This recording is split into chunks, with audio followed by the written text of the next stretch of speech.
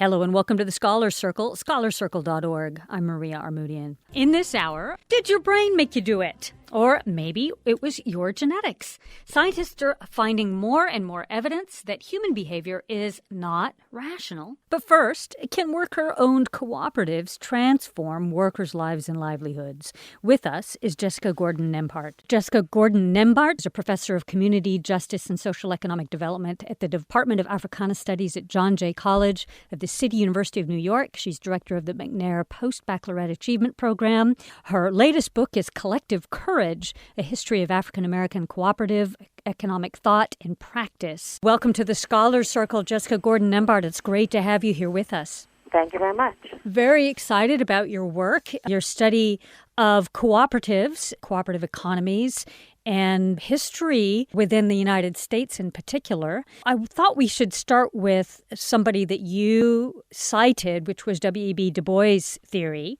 Could you give us an idea of what that theory is exactly? I'm actually still struggling with how best to talk about it. But basically, Du Bois argued that because African Americans were more than just marginalized, but were sort of the lowest of the low on the economic totem pole, were pretty much left out of mainstream economics, were discriminated against in all the markets, we needed to do something a little different. And that is to kind of turn inward a little bit, use what he called voluntary segregation, or what most of us talk about as solidarity economics, or even black nationalism, in terms of looking into the group itself and creating a group economy based on cooperative economics that would really make sure to deliver all the goods and services and deliver the kind of economy that would help make the whole black community prosperous and that would get us out of the oppressive system that we were in. He's got lots of great quotes, but one is about how we can use intelligent economic cooperation to enter the new city as men and women and not mules, meaning, and the new city for him was, this is at the turn of the century, he's talking about how industrialization is really going to take off and new forms of industrialization are going to be the way to prosperity, and that African Americans can use cooperative ownership and cooperative democratic forms of economics to actually propel us in a position to be on equal, if not to exceed what the mainstream U.S. capitalist economy is doing, and stop being the mules of the economy and the mules of the society and actually be the intellectual economic leaders. So it's kind of very exciting. He has another quote about being at the forefront of industrial development, and even another quote about how co-ops are going to help us to insulate ourselves and isolate and insulate ourselves and form a strong economic phalanx of prosperity and economic stability so that we can't be harmed by these other forces. So it's an interesting notion about how a group of people with a common interest, in this case class and race, can come together and use democratic cooperative economics to both our economic needs, but also to help propel us into a new and better economic system that would really help everybody. One of the things that I find most compelling about cooperative economics is the idea of democratic workplace and the idea that it's participatory, where people actually get to make decisions together, one person, one vote, and then they share in the proceeds of it, so that it's more egalitarian than a standard corporate model. Absolutely. So can you give us a little bit of background in terms of how these have actually worked? I'm mostly interested in the worker-owned co-ops, but I know you've studied many different forms of cooperatives. Can you kind of give us a thumbnail sketch of how these, in a practical way, work? Even though I've been studying all different kinds of cooperative ownership, I've focused on worker co-ops whenever I could, because I really think that they're one of our most important structures and one of the best ways, as you say, to democratize capital and to really have widespread economic participation and ownership and real democracy in our economic relations.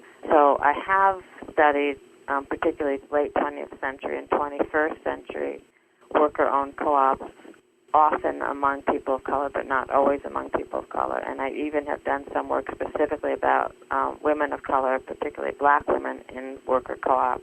And what we're finding is that worker co-ops, especially the ones that have actually been part of a social mission and a social enterprise model, which would be ones like Cooperative Home Care Associates in the South Bronx of New York City, or Mandela Food Co-op in, I think it's Western Oakland in California, or some of the sewing co-ops that have been in the South. There were two in North Carolina. There's one right now. I think that's also in North Carolina, also Opportunity Threads.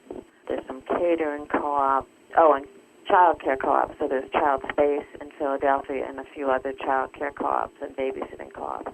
What we're finding with these worker co-ops is that they're able to take often very low-wage jobs that we wouldn't consider good. Like when we talk about a good job, right, we mean it pretty much has a living wage. You have benefits like vacation time, sick leave, sometimes retirement benefits. You also have the ability to move up in the job, so job ladder success. So these worker co-ops have been able to take industries and businesses that normally don't do that, like home care normally doesn't even give its employees full-time work because, often they're just piecing together. You might be working for an elderly couple 5 hours a day, 3 or 4 times a week, but that's not really full-time work. It doesn't usually pay a living wage. It has no benefits, etc. So Cooperative Home Care Associates, for example, has taken that work and done two things at the same time. The first thing is they've raised the quality of the job, but partly they've done that by raising the quality of the work. So they also have an arm that does specified training so that all of their worker owners go through the same high-quality training so they can make sure that they're giving the kind of quality work that deserves the kind of quality pay and benefits and things that they want. They're also able to piece together full-time work for women, even if it ends up that they have to work in two different people's homes. But they pull together the work so that women have full-time jobs. They also pay living wages. The members get retirement funds. They are able to give back dividends because they're a profitable business. So that most worker co-ops are for profit, so that they actually have profits or surplus at the end that can then be divided between going back into the business and being given back to the members as dividends. So some years the women have made 25% of their initial investment in the company back in 1 year, so that they have an investment, an asset, as well as a really good job, as well as high-level training, and then they also have ability to move up in the organization. They can move from the lowest level of home care to get higher credentials in nursing. They can move over into the training arm of the company. They can move up into the management part of the company. Sort of like the old days, they can sort of stay in the business almost forever or for a long period of time because they don't get stuck in the lowest wage job or that kind of thing. And the other thing that Chaka in particular was able to do was they actually lobbied the state and city governments to reallocate Medicare money to pay for home care, which was one of the ways to up the wages for the whole industry so that when they had their living wages, they were more competitive in the industry. And we see that with some of the other groups, though not quite as successfully. See the same thing in child care, right? Raising the quality of child care work because the women own their own company. They pay attention to high-quality training. They're paid a living wage. They work well with the parents. They own part of the company, so if there are profits and surplus, they can get that back as extra, return on their investment. They develop leadership skills, and so they assert themselves more in their own families, in their own communities, even on the job. A lot of these worker-owned companies are also unionized, and the union really either or both helps them to provide some of the benefits like health benefits and things, and also helps them to remember that they're owners and workers. And so how do they pay attention to the issues as workers? The union helps them do that, and then the board meetings and other parts of the company help to remind them they're owners and that they can make other kinds of decisions also. And so it's an interesting collaboration. As you sort of said, it's kind of the best of both worlds. I believe it's a way to both raise the dignity of work as well as build assets. And then I really think the leadership development and the other social skills and social capital that gets developed is almost just as important as the finance capital they're able to gain. If we contrast and actually fit this into larger economic questions and larger economic structures, one of the things I've been thinking about is that we've seen the world move into this sort of neoliberal age where increasingly the labor is contracted out, wages have been forced down because there's a competition for them. Unions have been busted. And unions have been busted, right. And so there's been, on one side, this move towards this competitive environment versus the co-op. But I wonder, in the shape of a neoliberal economy, which seems to be nearly global at this stage, how do these fit in? Are they proliferating? Can they become entire communities of cooperatives that work together? Or are they eventually going to get drowned out by a neoliberal economy? The first thing let me just put on the table is, while we're definitely seeing this deunionization and kind of commodifying of work and making work worse, but also having less people have even access to jobs. So that's one movement and theme that's happening in this neoliberal world.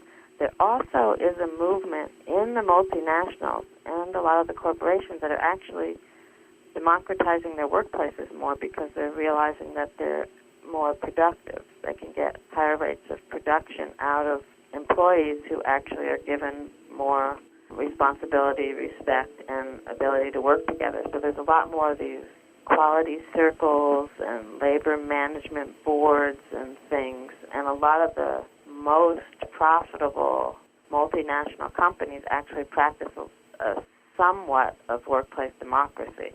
The problem is they don't go far enough, right? So it's a weird thing. In some ways, capitalism is still thriving because it has appropriated some of the best practices of having workers have a say and work together and that kind of thing. And yet at the same time, they're able to use that to oppress workers more, and especially in places like the U.S., reduce jobs and the quality of jobs. So it's a really weird or interesting, whichever way you want to look at it, tension.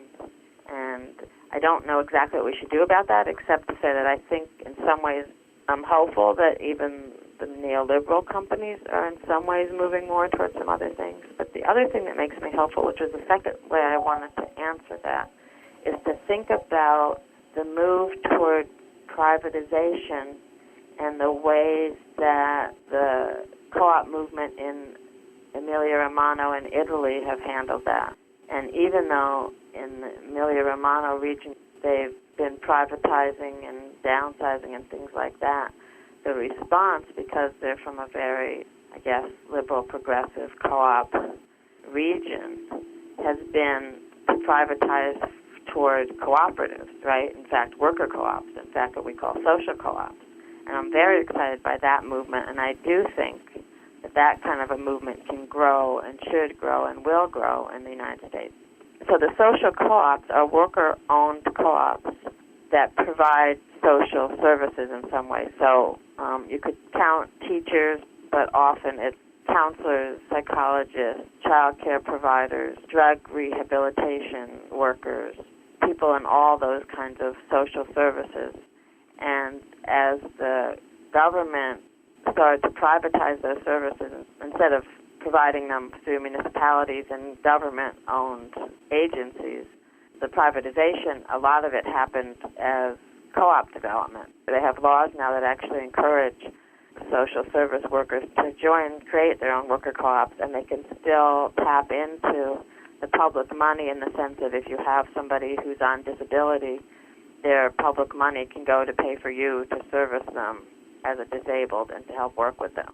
So there's a growing group of small to medium-sized social cooperatives that are really doing a lot of the work that we originally thought the welfare state should do. And so, of course, no one's happy that the welfare state is not doing it, but at least if they're not doing it, having co-ops do it and worker co-ops do it seems to be a good compromise or a good solution.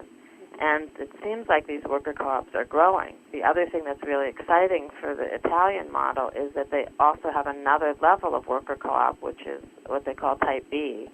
And that's where the social service worker, as part of the therapy for the mentally challenged, for the disabled, for the recovering addicts, they actually help some of their clients to create worker co-ops as part of the therapy and part of the ways to help them.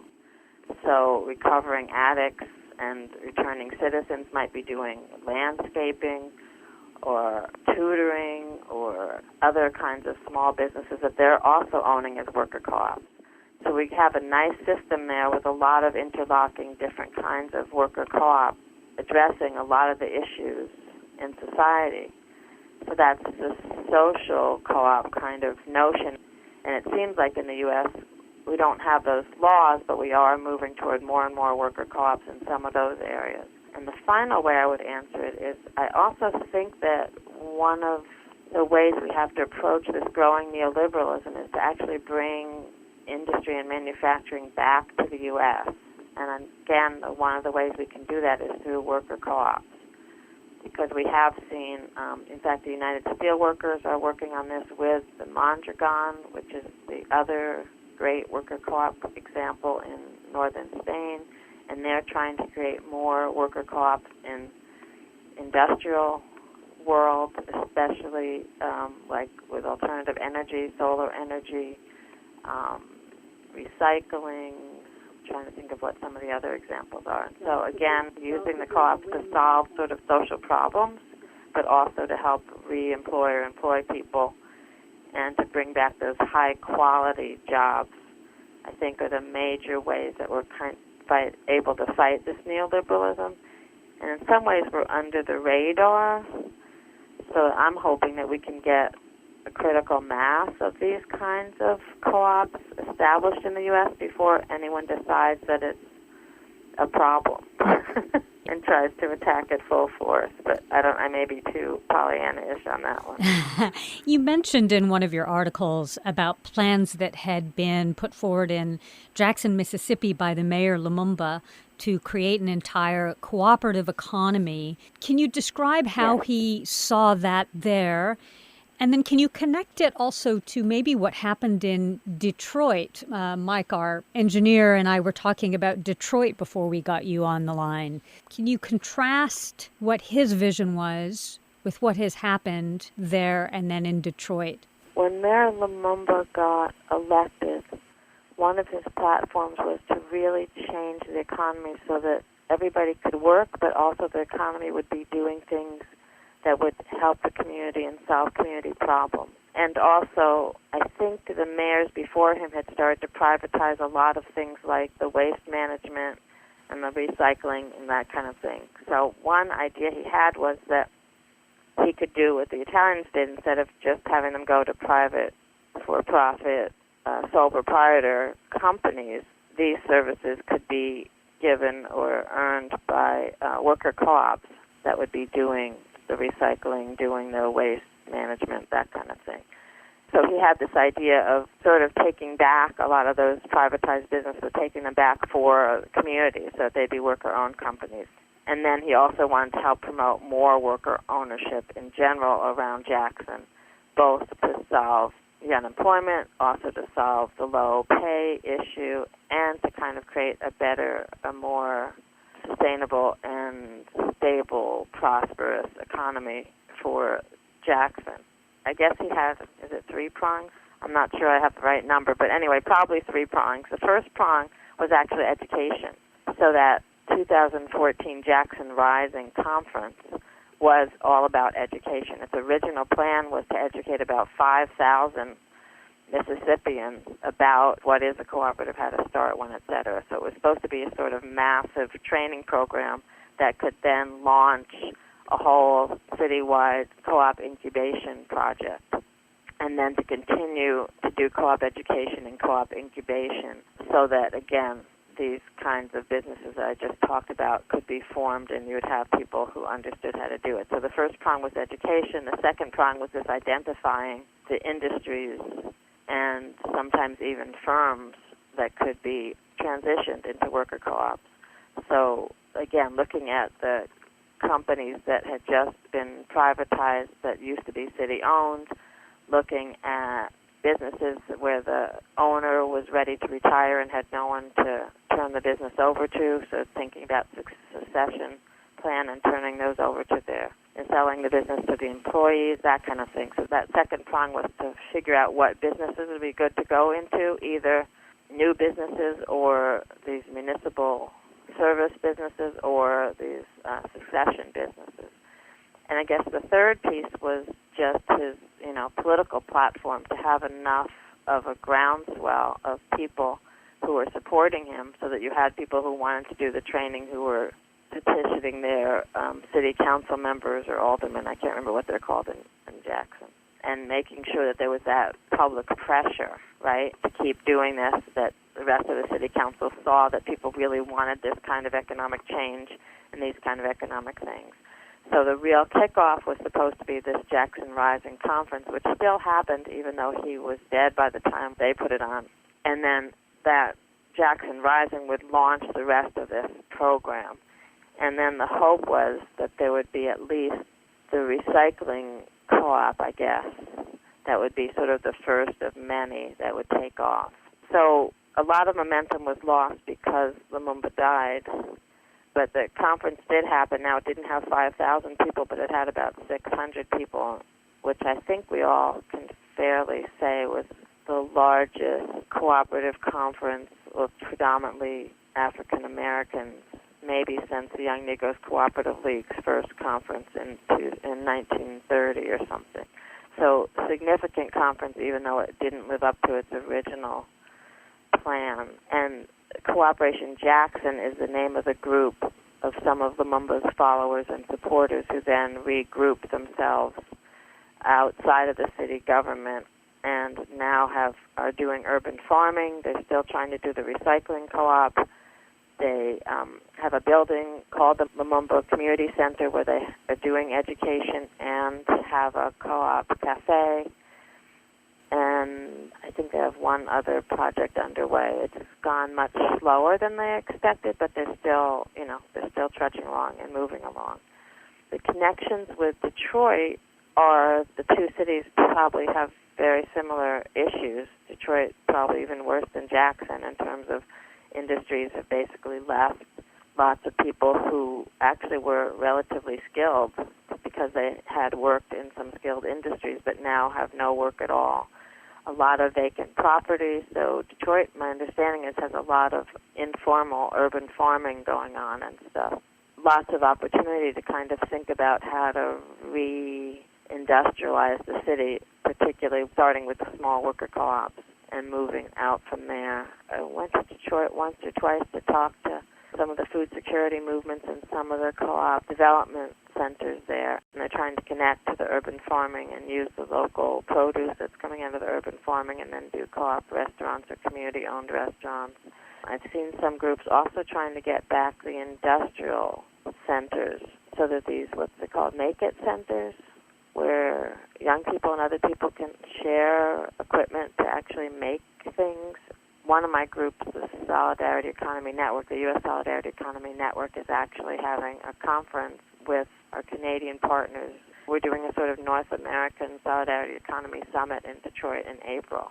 And we're trying to highlight the things that are happening in Detroit, but also talk about the issues of deindustrialization, racism, et cetera, and how the solidarity economy, which is sort of co-ops and broader non-exploitative economic relationships, how we can push those forward in a city like Detroit.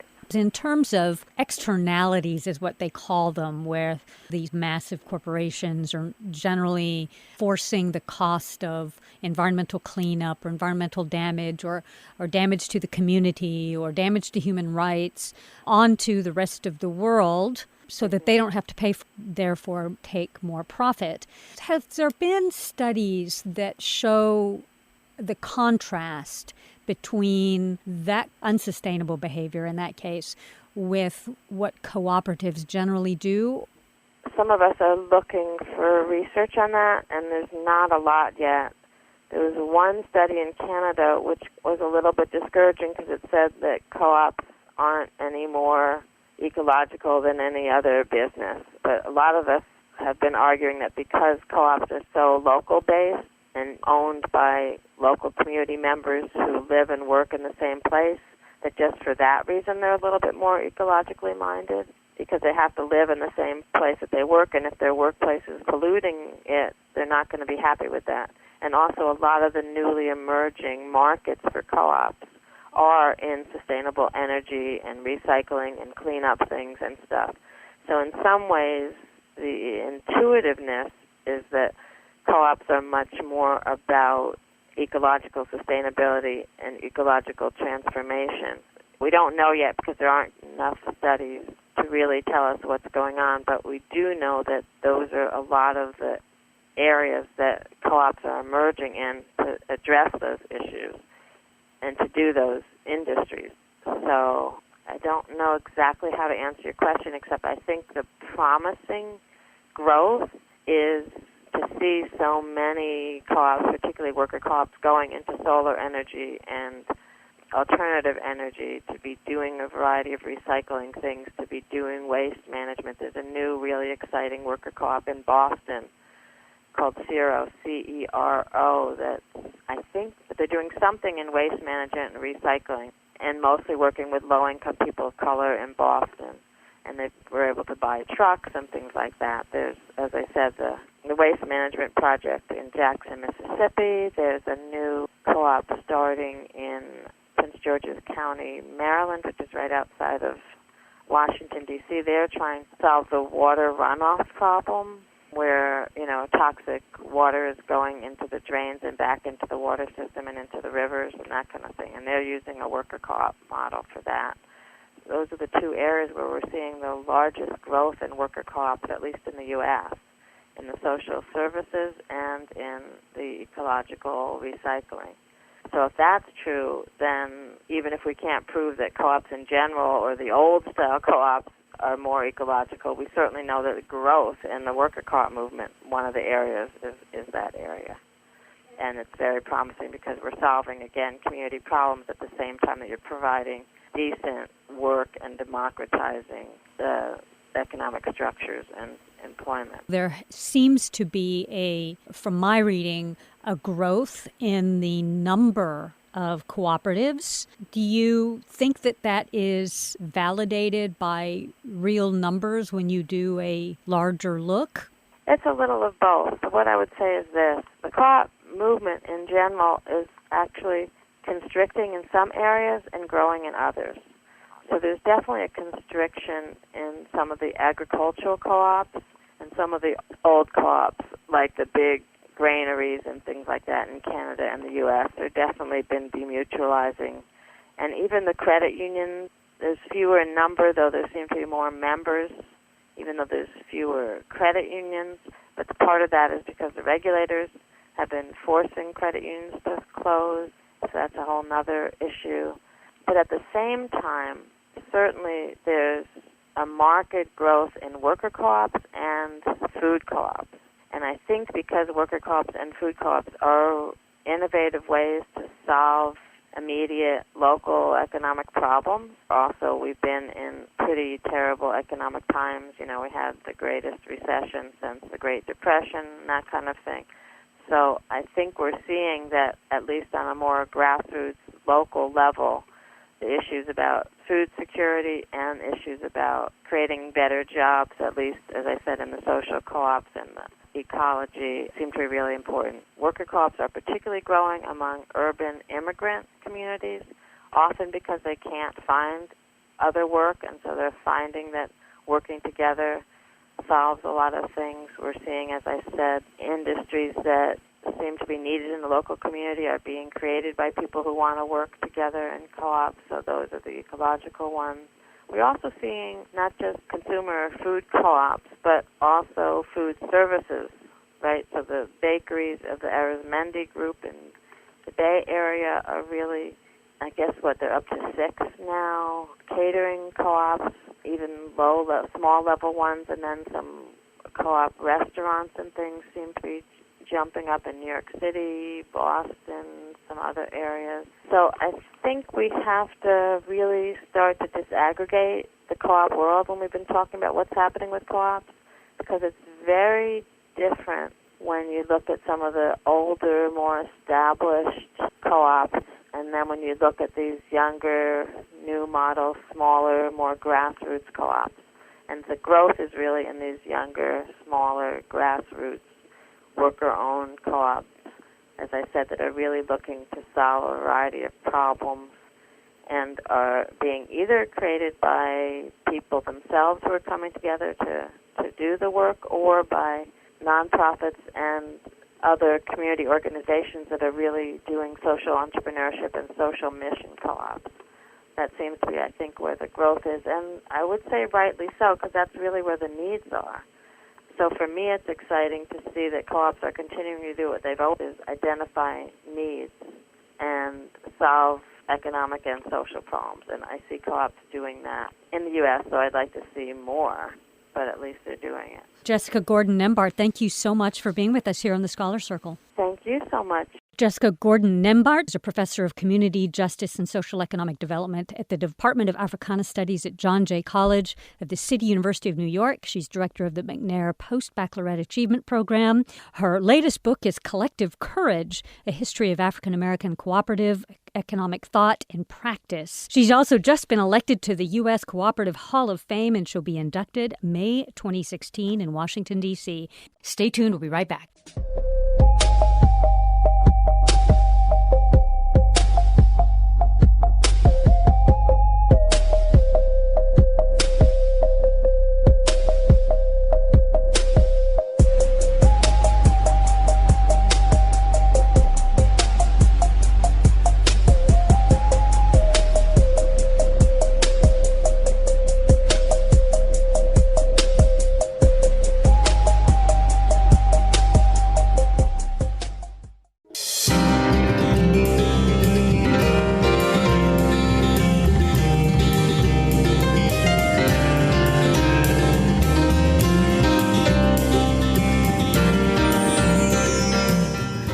Hello and welcome to the Scholar Circle. I'm Maria Armoudian. Scientists are finding more and more evidence that human behavior is not rational, not conscious, and may be completely programmed without our rational thinking. That's the subject of 2 books. The first one is called The Hidden Brain: How Our Unconscious Minds Elect Presidents, Control Markets, Wage Wars, and Save Our Lives. And we also have another book called Red Genes, Blue Genes, Exposing Political Irrationality. We've got both authors with us. Shankar Vedantam is an award-winning science reporter at The Washington Post and a Nieman Fellow at Harvard University.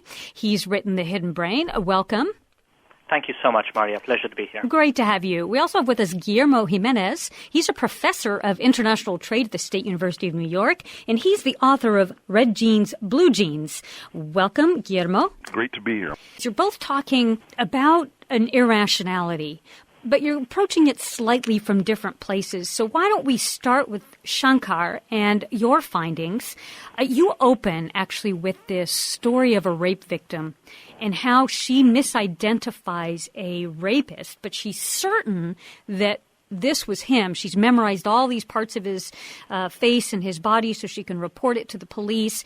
And then she made a mistake. The jury made a mistake. He spent 13 years in prison. And you say this was an unconscious thing that happened to her that was partly determined by her mood and emotions and other unconscious things. Explain that. Well, this is a really tragic story, Maria, involving a woman called Toni Gustis, who was raped in Massachusetts about a decade and a half, 2 decades ago. And what distinguished her, I think, is that she was a remarkably conscientious eyewitness. She took great pains during the crime to memorize the features of the man who was committing the crime. But over the course of the next weeks and months, as police showed her many, many images of people whom they thought might be potential suspects, and then eventually the person whom they thought was the suspect who had committed the crime, her memory of the case degraded to some extent, and she was pretty sure the police had the right person, but there was a little bit of a doubt at the back of her mind. And she spent that Christmas with her family at a church that had long been a source of comfort and solace for her. And while sitting in the church, her doubts slipped away, and she told herself that she had gotten the man, that it was the person who had raped her. As it turned out, a DNA test conducted about a decade later showed that this man could not have been the criminal. And it prompted Tony Gustus to go through a very lengthy period of recrimination and wondering how she could have made the error she made. The point that I was trying to make in this chapter and that I make throughout The Hidden Brain is that we regularly think that people's intentions are decisive, that if someone means to be a good eyewitness or a good juror or a good judge or a good politician, that they are a good juror, judge, or politician. It turns out that there is much in our lives that lies outside the boundaries of our conscious awareness. And in this church where Tony Gustus's doubts slipped away, in some ways I make the argument that reassurance and solace were not her friends in this situation. Her doubt that was at the back of her mind was actually her friend, because it was telling her something is not quite right. What had happened, in particular with this, there were all these emotions that had come into place and that had her really make a misjudgment. I think that's right. And the ironic thing in this case was that she was someone who had been through a traumatic event, and you can see why it would be most understandable for her to seek a situation where she was comforted and had some solace from the situation. But she was also in a position where she was being asked to make a very difficult judgment. And the point that I was trying to make in this chapter is without her intending to make a mistake, in fact, with her intending to do things exactly right, and she was a really conscientious, diligent person and, someone whom I respect and regard very, very highly, she yet made this mistake. And the point that I was trying to make is if this mistake can happen to Tony Gustus, it can happen to any of us. Right. Now, you have talked about some other really important phenomena that deal with race, with gender, and even when people are conscientiously trying not to have that be an issue, how they are still programmed in essence. Indeed. I think much of the book that I've written looks at the question of the unconscious very broadly. It's sort of how we make unconscious bias affects our romantic decisions, our financial decisions, our moral decisions, our political decisions. And one of the domains that I explore at some length is the question of unconscious prejudice. There's been a really explosion of research in the last 10 or 20 years looking at unconscious prejudice, how to measure it, what effects it has. And the striking thing again here is that, we pay a lot of attention to hate crimes or people who explicitly say racist things or sexist things. But it turns out that at an unconscious level, prejudice exists in very, very, very large numbers of people, perhaps even among most people. And these effects are subtle. They're not sort of the person who is burning a cross on someone else's lawn. This is a person who may have an unconscious association in their heads. But when they are asked to make a decision about whether somebody is guilty or innocent of a crime or whether to hire someone for a job, these unconscious associations play very powerful roles, especially because most people do not believe the unconscious exists. And so we have no way to guard against the manipulation because we don't even realize that we are being manipulated. I thought one of the most convincing parts of your book was dealing with gender bias in the only way they could really measure it was with transgendered people. And so here you had, for example, somebody who transgendered from a woman to a man, and suddenly same person, same qualifications, same education, and the income went up, and the interruption stopped. That's right. So the challenge I was trying to explore in this chapter is that there is abundant research showing that on average, women are not paid the same as men. They face all kinds of challenges compared to men. But when you're asked to make a judgment about any individual person, say Hillary Clinton, it's very difficult to apply the general research on bias to an individual because in any individual circumstance, there are many other factors. How good a candidate is Hillary Clinton? What are her positions on the issues? What's the competition like? And so on. But then I realized that there was a group of people who, in effect, could become their own control groups, and these were people who were transgendered. And I found remarkably that there was research showing that when men transition to being women, their hourly salaries drop, and often drop quite dramatically. When women transition to being men, their hourly salaries on average rise. But the real effects of sexism are actually much more subtle than just a question of salary. Men who become women experience losses of all kinds of privileges that they didn't know they had.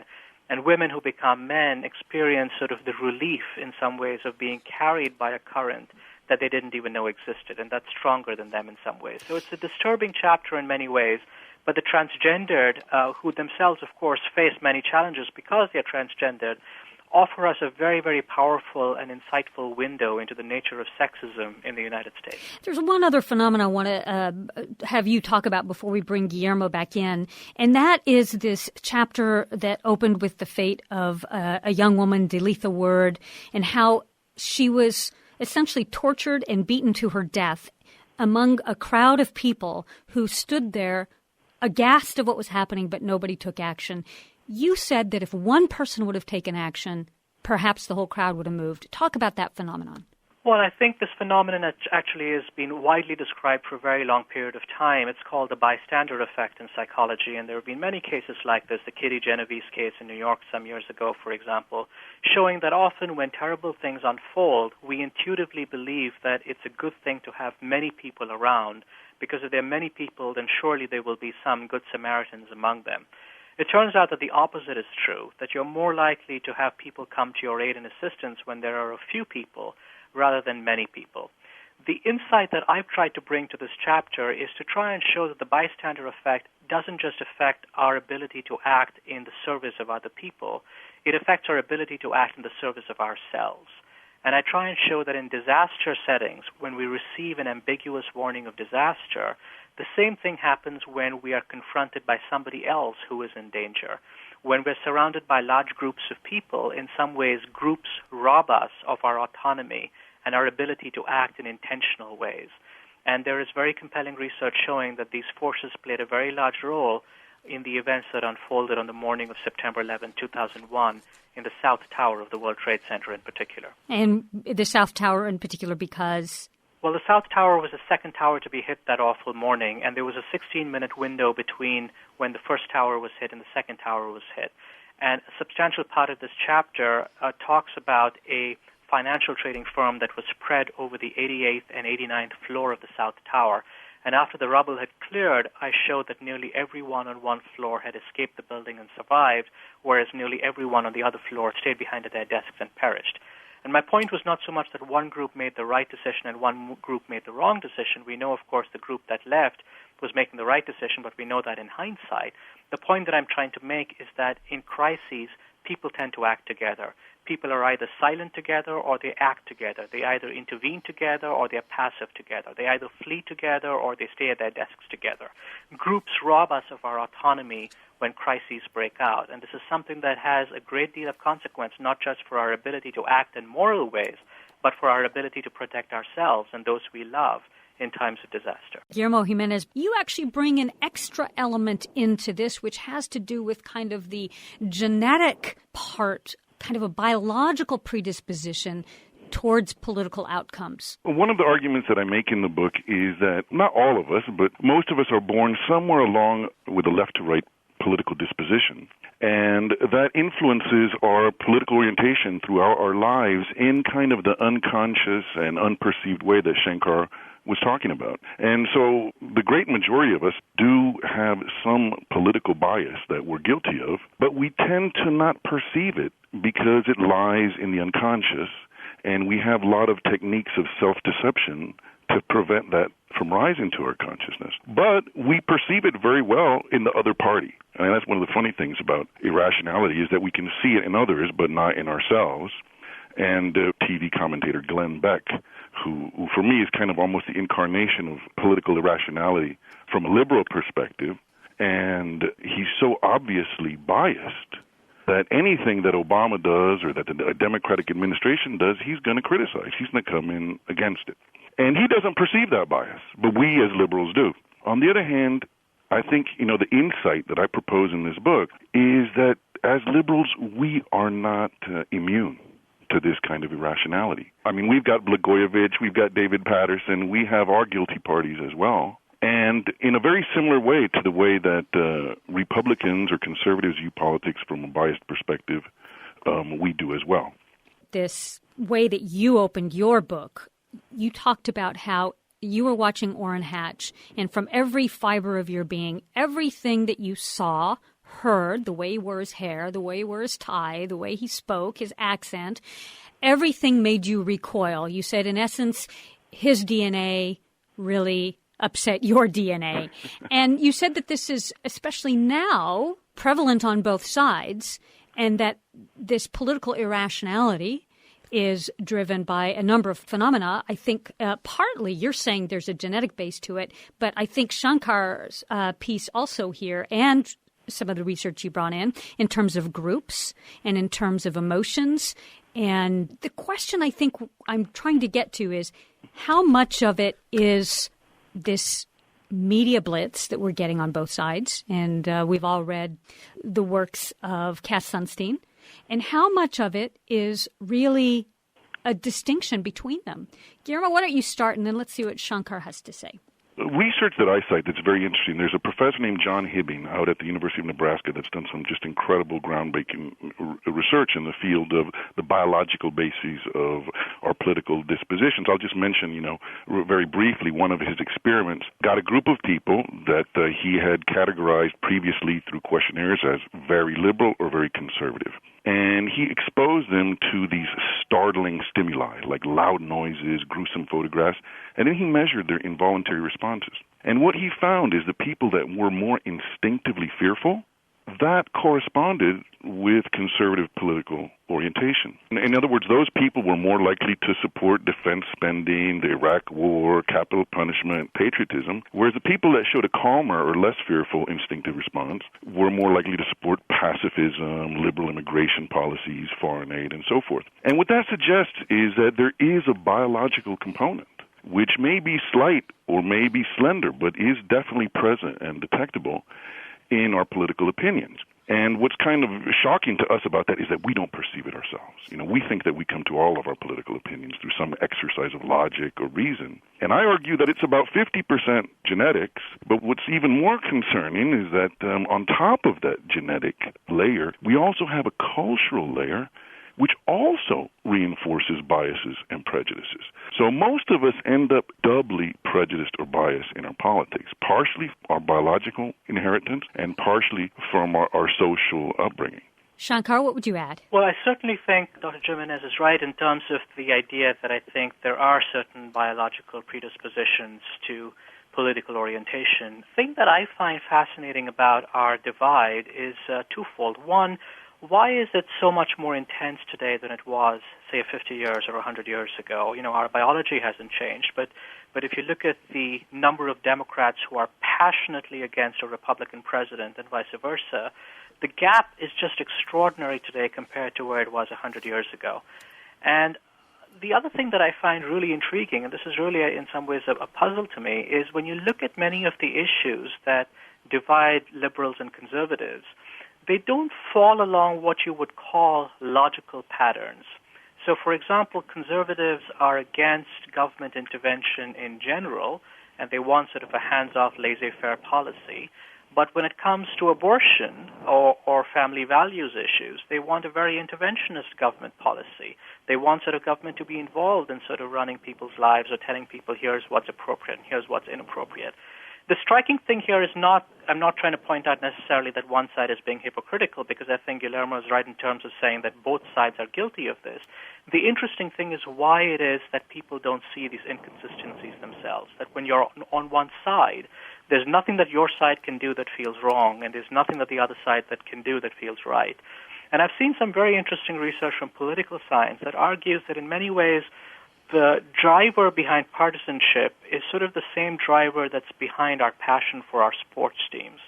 So, I'm a Philadelphia Eagles fan, and when I think about it, it's absurd to be a fan of any single football team because these are players who are interchangeably going between the different teams. They just happen to be wearing one set of colors. But, when I'm watching a game, my team can do no wrong, and every ambiguous call that the referees make, I sort of say, well, they made a mistake and they should have given it to the Eagles. And I think the same thing is happening at the political level as well, that we sort of identify with either the Democratic Party or the Republican Party in the same way we identify with sports teams, and that in some ways causes us to fail to see the inconsistencies of our own positions and fail to see the weaknesses in our own side or any good in the other side. You know, there was some research done a while back in political psychology that showed that membership of a group, even if it's completely arbitrary, Right. automatically creates an us and a them and creates competition. Perhaps that's a missing element, and that's the thing that needs to be understood. Guillermo, you actually also talked about this phenomenon. What do you have to say? I think the example or the symbol of the sporting contest is a great one, and was actually used in a lot of the psychology research. Students are assigned to watch a basketball game, and they're randomly assigned to one or the other team. And what we discover is within minutes, they become very biased in favor of that team. And that is quite similar, I think, Shankar is right, to the bias that we exhibit on behalf of our political parties. But I would say to his point, why is it increasing? Why are we perceiving it to be such a problem these days? Well, there are a number of reasons. The first thing I would say is there are some political scientists at Princeton, Nolan McCarty and Keith Poole, who wrote a book called Polarized America a couple of years ago, that studied the history of polarization in the Congress, and they found that polarization in Congress increases in times of economic stress. And when we are trying to rewrite our fundamental social contracts, it kind of makes sense that we'll get more polarized. We've got healthcare reform. It's going to change our country. And so when things like that are on the table, it's kind of natural that you'll have some polarization. But on top of that, you have the phenomena of the modern media and the Internet. One thing that Cass Sunstein says, Maria mentioned earlier, is that nowadays, we can get all of our information from biased news sources. And a lot of people do. I mean, there's a lot of people that watch Fox News, and then they read the Wall Street Journal, and they read Ann Coulter's books, and they're not going to get a very fair and balanced view of reality that way. And then finally, on top of that, you add the modern media circus, which makes money from this conflict. And, the great example is our political presidential campaigns, where all of the media giants just run political shows all day long. And how do they get eyeballs to those shows? It's by presenting us figures like Sarah Palin and divisive figures that rile up our emotions and get our eyeballs glued to those TVs. So, we have a number of factors working together which have given us kind of this perfect storm of polarization that we're now in.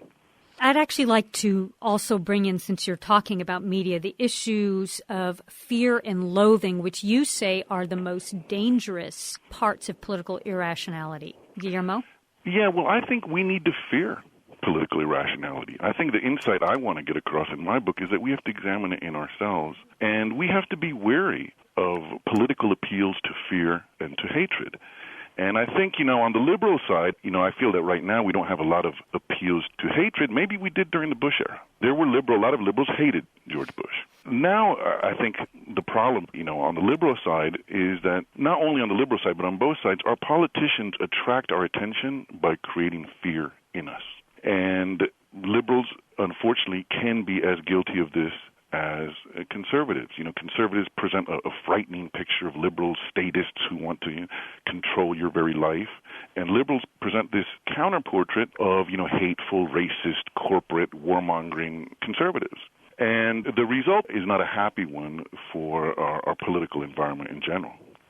That reminds me of something that Shankar wrote about, which was about terrorism and extremism and how there is no real psychological profile that's different between a suicide bomber and somebody else. What does this mean to us, Shankar?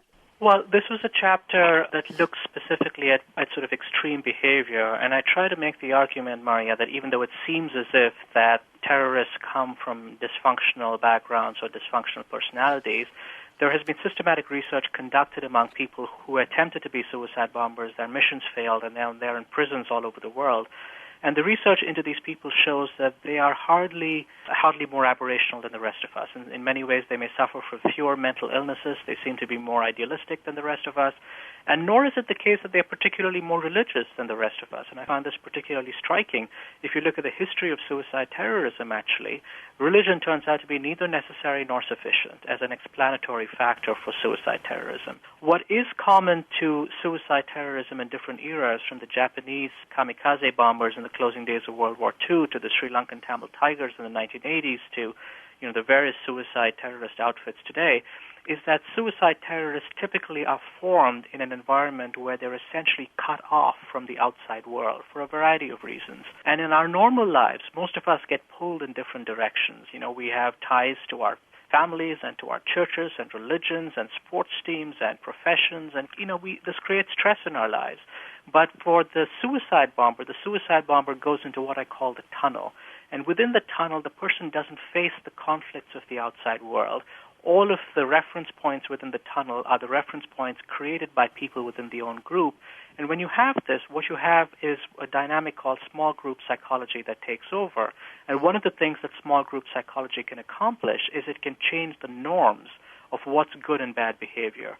So what seems aberrational to us outside the tunnel can become aspirational to the people within the tunnel. And so when we ask, why do suicide bombers do this aberrational thing, what we're not really taking into account is that we're standing outside the tunnel. We're not seeing how the norms have been systematically turned upside down within the tunnel that is the suicide bombers' framework. And that, of course, is very much like Zimbardo has taught us in terms of what he calls the Lucifer effect. And I think that would bring us also, Guillermo Jimenez, you talk about these entire histories that are completely different from left and from right and what ends up taking us to war. And maybe this is what we're going to end on. Talk about taking us to war and how the left and the right see this in opposites. Probably the most eminent scientist in this whole field of bias is a man at Princeton, Daniel Kahneman, who won the Nobel Prize in 2002. And he developed the whole modern theory of cognitive bias. Why are we biased? Why do we come to wrong perceptions, wrong conclusions? And he applied these theories to modern conduct of war in an article called Why Hawks Win. And what he observed was that, most of the cognitive biases that we've discovered in the past 40 years tend to favor sort of a militaristic, warlike approach. And that if we examine the conduct of leaders as we lead up to war, we find a lot of impact of the most common and cognitive biases that humans are subject to. I think probably the classic example is the Iraq War, and one of the most common biases that plagues human beings is our overconfidence bias. Human beings are tremendously overconfident, and the great example there was Vice President Cheney predicting that the American soldiers would be welcomed in Iraq as liberators, and anybody who's read what's going on in Iraq knows that that was never the case. So that's just one example of how our biases expose our leaders to go to war. Guillermo Jimenez, thank you so much. Shankar Vedantam, thank you so much for being with us. Shankar Vedantam is an award-winning science reporter at The Washington Post and a Nieman Fellow at Harvard University. He's written The Hidden Brain. Guillermo Jimenez is a professor of international trade at the State University of New York, and he's the author of Red Jeans, Blue Jeans. And that's it for today's show. Thank you to all of our guests and to those who make this program possible. To Sud Dongre, our webmaster, Ankine Arasian, Melissa Chiprin, Mike Hurst, Tim Page. Most of all, thank you for listening. If you missed part of the show, you can check out our archives at scholarcircle.org, kpfk.org, and please like us on Facebook, follow us on Twitter at Armoodian, and we'll see you next week.